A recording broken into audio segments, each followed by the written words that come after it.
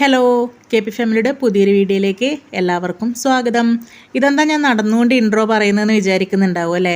അപ്പോൾ ഞാൻ കുടുംബശ്രീയിൽ കൂടിക്കഴിഞ്ഞിട്ട് രണ്ടാമത്തെ വാർഷികം നടക്കുവാനേ. അങ്ങനെ ഞാനിതാ വാർഷികത്തിന് പോകുമെന്ന്. കഴിഞ്ഞ വർഷത്തെ വാർഷികത്തിൻ്റെ വീഡിയോ എല്ലാം ഞാൻ ഇട്ടിട്ടുണ്ടായിരുന്നു. എനിക്ക് അത്യാവശ്യം നല്ല റീച്ചും കിട്ടിയിട്ടുണ്ടായിനെ. ഒരുപാട് ആൾക്കാരെ വീഡിയോ കണ്ടിട്ടുണ്ടായിരുന്നു, നല്ല വീഡിയോ ആണെന്ന് പറഞ്ഞിട്ടുണ്ടായിനെ. പക്ഷേ ആദ്യം തന്നെ ഞാൻ പറയട്ടെ, കഴിഞ്ഞ വർഷത്തെ പോലെ അത്ര അടിപൊളിയൊന്നല്ല നമ്മൾ ഇപ്രാവശ്യത്തെ വാർഷികം. കഴിഞ്ഞ വർഷം നമ്മൾ മുന്നേ പ്ലാൻ ചെയ്തിട്ട് നല്ല അടിപൊളിയാക്കിയിട്ടുണ്ടായിന്. പാട്ടും ഡാൻസും നമ്മളെ യൂണിഫോമും കാര്യങ്ങളും എല്ലാം ആയിട്ട്. ഇപ്രാവശ്യം മഴയായതുകൊണ്ട് നമ്മൾ ഭയങ്കര മഴയായിരിക്കില്ലേ എന്ന് വിചാരിച്ചിട്ട്, സാരിയെല്ലാം എടുത്ത് ബുദ്ധിമുട്ടല്ലേ എന്ന് വിചാരിച്ചിട്ട് യൂണിഫോം ഒന്നും ഇട്ടിട്ടുണ്ടായിട്ടില്ല. അതേപോലെ ഡാൻസോ പാട്ടോ ഒന്നും പ്ലാൻ ചെയ്യാൻ പറ്റിയിട്ടുണ്ടായിട്ടില്ല. അപ്പോൾ കഴിഞ്ഞ വർഷത്തെ പോലെ നമ്മളെ ശാരദേച്ചിൻ്റെ വീട്ടിൽ തന്നെയാണ് നമ്മൾ ഇപ്രാവശ്യം വാർഷിക പരിപാടി ആക്കുന്നത്. അങ്ങനെ രാവിലെ തന്നെ നമ്മളിതാ എത്തിയിട്ടുണ്ട്. കഴിഞ്ഞ വർഷം നമ്മൾ ചക്കയും കഞ്ഞിയും ഭയങ്കര പരിപാടിയായിരുന്നു. നമ്മൾ കടിയെല്ലാം വീട്ടിൽ നിന്ന് തന്നെ ഉണ്ടാക്കുകയാണ് ചെയ്തത്. പക്ഷേ ഇപ്രാവശ്യം നമ്മൾ കടി പുറത്ത് ഓർഡർ കൊടുത്തിട്ടുണ്ട്. ചായയും അതേപോലെ ഒരു പായസവും നമ്മൾ വെക്കുന്നുണ്ട്.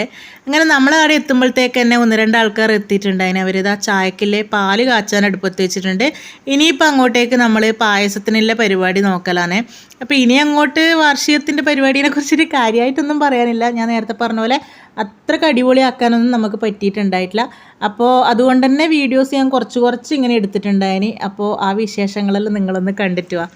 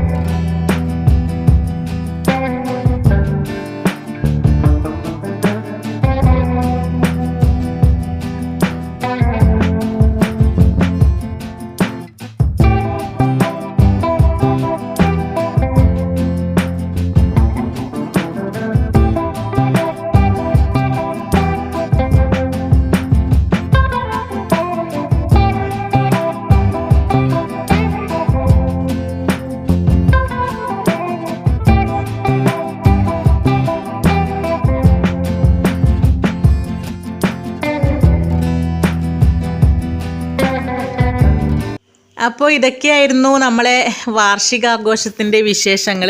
ഞാൻ വീഡിയോൻ്റെ ആദ്യം പറഞ്ഞതുപോലെ തന്നെ അത്രയ്ക്ക് അടിപൊളിയാക്കാൻ പറ്റിയിട്ടുണ്ടായിട്ടില്ല. കഴിഞ്ഞ വർഷം നമ്മളെല്ലാം മുന്നേ പ്ലാൻ ചെയ്തത് കൊണ്ട് നമ്മൾ അടിപൊളിയായിട്ട് പരിപാടി നടത്തിയിട്ടുണ്ടായിന്. നമ്മളെ ബാലസഭയിലെ കുട്ടികളോടായാലും നേരത്തെ പറഞ്ഞതുകൊണ്ട് അവർ പാട്ടും ഡാൻസും എല്ലാം പ്രാക്ടീസ് ചെയ്ത് വന്നിട്ടുണ്ടായിനെ.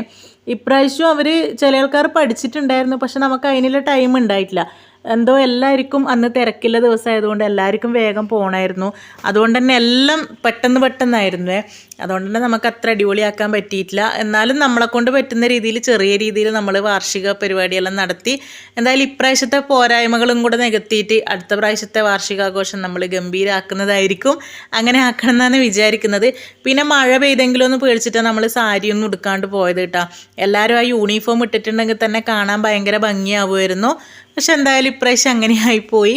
എന്തായാലും അടുത്ത പ്രാവശ്യം നമ്മൾ അടിപൊളിയാക്കുന്നതായിരിക്കും. അപ്പോൾ നമ്മളെ കുടുംബശ്രീ വാർഷികത്തിൽ പങ്കെടുത്ത എല്ലാവർക്കും, നമ്മളെ ഗസ്റ്റായിട്ട് വന്നവർക്കും, നമ്മളെ കുടുംബശ്രീ മെമ്പേഴ്സിനും, അതേപോലെ ബാലസഭയിലെ കുഞ്ഞുമക്കൾക്കും എല്ലാവർക്കും ഒരുപാട് താങ്ക്സ് പറയാണ്. അതുപോലെ തന്നെ നമ്മളെ ശാരദേച്ചി കഴിഞ്ഞ വർഷത്തെ പോലെ തന്നെ ശാരദേച്ചിയുടെ വീട് നമുക്ക് വിട്ട് തന്നിട്ടുണ്ടായിന്.